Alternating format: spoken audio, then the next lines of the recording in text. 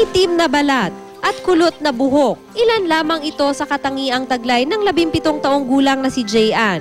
Mga katangiang nagiging dahilan upang kutsain at maliitin daw siya ng kanyang mga kaklase. No, sa amon eskwelahan sa magazine, kami lang daw sa akon utod ang ito.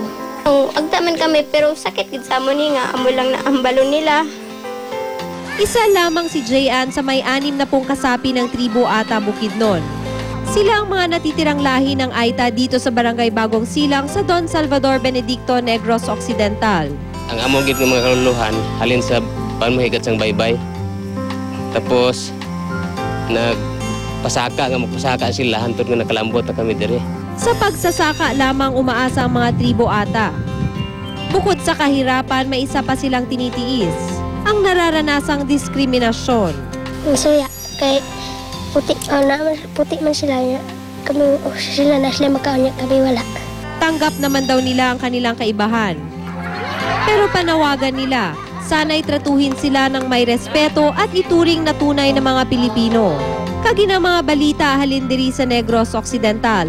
Ako si Gretchen Varela, balik sa'yo Arnold.